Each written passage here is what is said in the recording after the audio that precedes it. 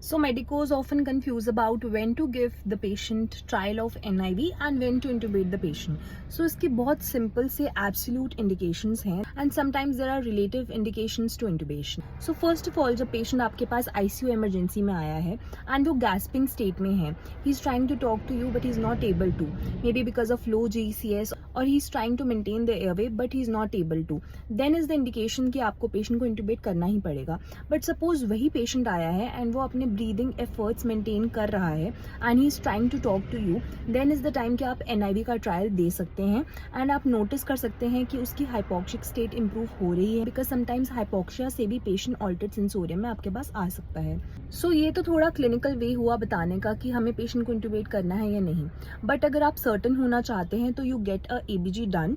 ABG में आप pH and PaO2 and PCO2 पे नजर दें. सबसे पहले अगर एसिडोसिस परसिस्ट कर रहा है एंड PCO2 आपका राइजिंग ट्रेंड में ही है एंड ऑक्सीजनेशन इंप्रूव नहीं हो रही, that is the time that you should think that I might have to intubate the patient. So ये काफी रिलेटिव है एंड कुछ क्लिनिशियंस कहते हैं कि 50 के ऊपर ही हमें पेशेंट को इंटूबेट कर देना चाहिए एंड कुछ क्लिनिशियंस कहते हैं कि जब PCO2 काफी ज्यादा रिटेन होना शुरू हो जाए, that is around 60 to 70, that is the time that आप इंटूबेट कर दो.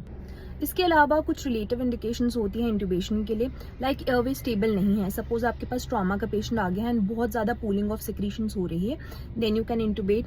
एंड सपोज पेशेंट में स्ट्राइडर है, सिवियर डिस्ट्रेस एंड रिट्रैक्शंस आप देख पा रहे हो एंड वो हाइपोक्सिक हो रहा है.